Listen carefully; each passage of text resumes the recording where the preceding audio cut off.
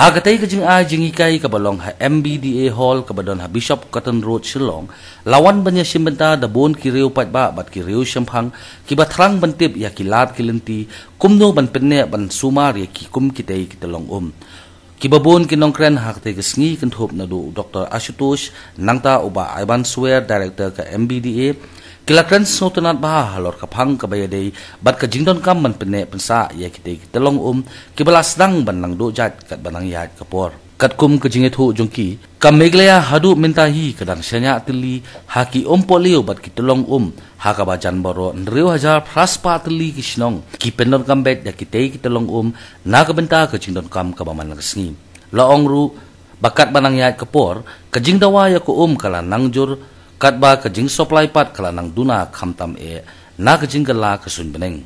As of now, we do not have enough forest, enough catchment cover in our areas. Nothing. We do not have enough nurseries of our own indigenous plant species in our state. If I want 10 million seedlings next year, where am I going to get them? We don't have the resources. We will have to buy seedlings from outside the state. That's the wrong approach. So now we are looking at ways of how to create natural nurseries. Natural nurseries by harvesting on the existing plant saplings that are existing in our forests.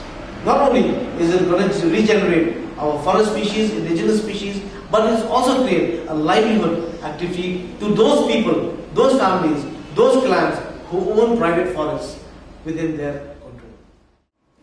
Now I would like to share with you, as far as Springshed data is concerned, Springshed mapping is concerned, there are two ways. One is called the one-time data, where the spring name, the village where the spring is located, the XYZ coordinates of a spring. That means the longitude, the latitude and the elevation of that very point where the spring is located is being mapped.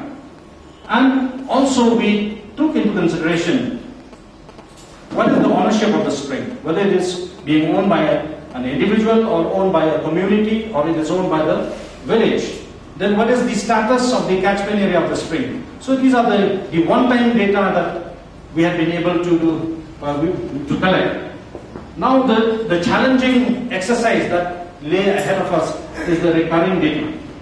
Because spring mapping, as far as discharge is concerned, we need to monitor, we need to map almost each and every day, every month, sorry. We need to, map the discharge of the spring in March, in April, in May, in June, till December.